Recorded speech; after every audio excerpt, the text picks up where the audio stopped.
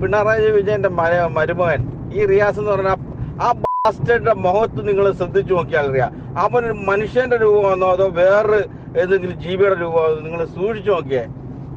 ഇപ്പൊ മുടിയൊക്കെ make over ചെയ്ത് വന്നേക്കുന്നു. ഇന്നലെ എനിക്കറിയില്ല എന്ന് പറയാൻ, അന്ന് നിങ്ങളുടെ മുഖത്തൊന്ന് നോക്ക്.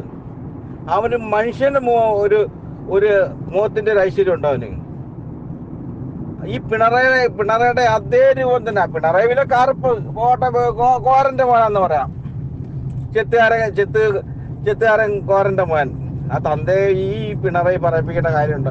ഇപ്പൊ കോരന്റെ മോൻ എന്ന് പറയാനും ഏറ്റവും ജാതി കുറഞ്ഞ ആളെന്ന് പറയാനും അയാൾക്ക് നാണക്കേടാ. നീ ഒരു കാര്യം ചെയ്യട്ടെ, എങ്കിലും ഇല്ലത്തി ജനിച്ചെന്ന് പറയട്ടെങ്കിൽ. നമസ്കാരം. രണ്ടാം പിണറായി സർക്കാർ ഭരണത്തിൽ വന്നതിന് ശേഷമുള്ള കേരളത്തിലെ സാധാരണക്കാരന്റെ നിത്യജീവിതം എടുത്തു നോക്കിയാൽ CPM എന്ന പാർട്ടിയുടെ പതനം നമുക്ക് കാണാൻ കഴിയും.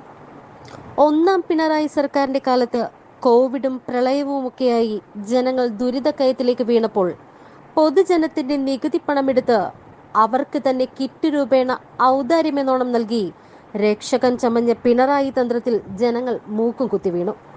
അങ്ങനെ രണ്ടാം വട്ടവും ഭരണം കൈപ്പിടിയിലാക്കി. പക്ഷെ അർഹിക്കാതെ അധികാരം കയ്യിൽ കിട്ടിയതോടെ അല്പൻ ഐശ്വര്യം കിട്ടിയ മാതിരി പിണറായി സഖാവ് ഭൂമിയിലും ആകാശത്തുമല്ലാതെ ഉയർന്നങ്ങ് പറന്നു. തനിക്ക് ശേഷം പ്രളയമെന്നും കമ്മ്യൂണിസ്റ്റ് പാർട്ടി എന്നാൽ പിണറായി വിജയൻ എന്നുമുള്ള മൂഢസ്വർഗത്തിൽ രണ്ടാം മന്ത്രിസഭയിലേക്ക് അനുസരണയുള്ള കുഞ്ഞാടുകളെ അഥവാ സ്തുതിപാഠകരായ ആശ്രിതരെ മാത്രം തിരഞ്ഞെടുത്തുകൊണ്ട് പാർട്ടിയിൽ തന്റെ സർവാധിപത്യം വീണ്ടും ഉറപ്പിച്ചു.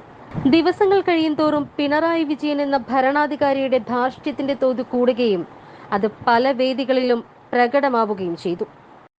സാമ്പത്തിക പ്രതിസന്ധി സംസ്ഥാനത്തെ വിഴുങ്ങുമെന്ന അവസ്ഥയിൽ ഉപ്പ് തൊട്ട് കർപ്പൂരം വരെ എല്ലാത്തിനും വില കൂട്ടിയിട്ടും മതിയാകാതെ ജനങ്ങളോട് മുണ്ട് മുറുക്കിയെടുക്കാൻ പറയുകയും മറുവശത്ത് യാതൊരു ഉളുപ്പുമില്ലാതെ പ്രമാണിമാർക്കൊപ്പം അത്താഴ വിരുന്നുണ്ട് മക്കൾക്ക് വേണ്ടി ബിസിനസ് ഡീൽ പറഞ്ഞുറപ്പിച്ച് ഒരു സാമ്രാജ്യം തന്നെ പടുത്തുയർത്തുകയുമായിരുന്നു വിജയൻ എന്ന സ്നേഹനിധിയായ പിതാവ്.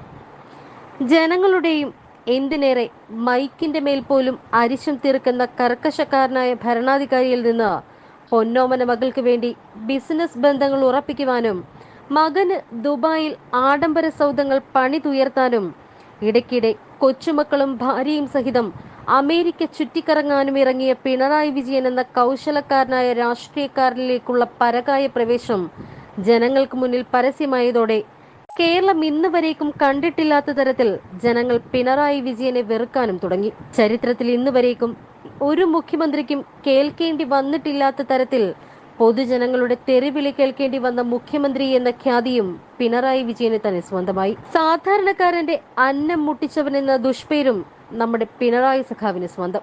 പിണറായി സർക്കാരിനെതിരെ നിരവധി പ്രേക്ഷകരാണ് അവരുടെ രോഷം പ്രകടമാക്കിക്കൊണ്ട് ക്രൈമിനെ വിളിച്ച് പ്രതികരണം അറിയിക്കാറുള്ളത്.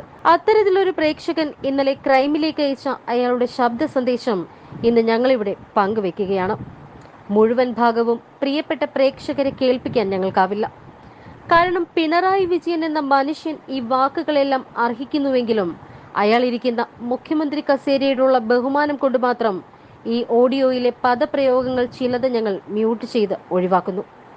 ആ ഓഡിയോ കേൾക്കാം. നമസ്കാരം, ക്രൈം ന്യൂസ്. ഈ ഒരു വീഡിയോ ഫസ്റ്റ് നമ്മുടെ മുഖ്യമന്ത്രി പറയുന്നത് എന്ത് സത്യസന്ധമായ ഒരു മനുഷ്യനാന്ന് നോക്കി. അദ്ദേഹത്തിന്റെ വാക്കുകൾ കേട്ടാൽ സത്യം നേരിട്ട് കണ്ടെങ്കിൽ 1,00,000 രൂപ 1,01 രൂപ അങ്ങനെ കൊടുക്കാൻ ഞാൻ ആഗ്രഹിക്കുകയാണ്. എന്തോ ഒരു സത്യസന്ധമായുള്ള വാക്കുകളാണിത്. ഈ കോരന്റെ മോൻ, ഈ ചെത്തുകാരന്റെ മോന് എന്താ പറയുന്നത്? ഇതുപോലെ സത്യസന്ധമായ ഒരു മുഖ്യമന്ത്രി നമ്മുടെ ജീവിതത്തിൽ ഇനി കിട്ടാനുണ്ടോ കേരളത്തിന്? എന്നിട്ട് അദ്ദേഹത്തിനെ കള്ളനെന്നും ദുഷ്ടനെന്നും വിളിക്കുന്നത്. ഇയാൾക്ക് ഈ പണി കളഞ്ഞിട്ട് പോയിക്കൂടാ? ഇനി ആൾക്കാരുടെ അടുത്ത് അതും ഇതും പറഞ്ഞ് എന്ത് സാധിക്കാനാണ് ഇയാൾ ഇതിനകത്തിരിക്കുന്നത്? ഞാൻ നിങ്ങളുടെ ഒരു വീഡിയോ ഉണ്ട്, KK രമ പറയുന്നത്, TP ചന്ദ്രശേഖരനെ കൊന്ന കാര്യങ്ങളൊക്കെ പറയുന്നത്.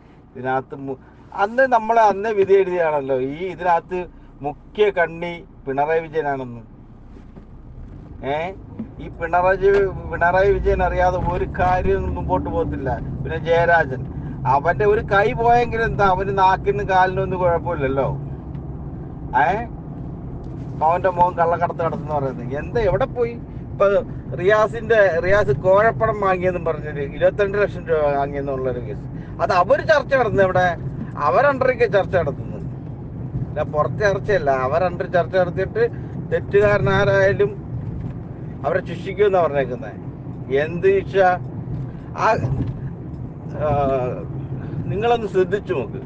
ഈ പിണറായി വിജയന്റെ മരുമകൻ ഈ റിയാസ് എന്ന് പറഞ്ഞ ആ ബാസ്റ്റന്റെ മുഖത്ത് നിങ്ങൾ ശ്രദ്ധിച്ചു നോക്കിയാൽ അറിയാം, അവനൊരു മനുഷ്യന്റെ രൂപമാണോ അതോ വേറൊരു ഏതെങ്കിലും ജീവിയുടെ രൂപമാണോ നിങ്ങൾ സൂക്ഷിച്ചു നോക്കിയേ.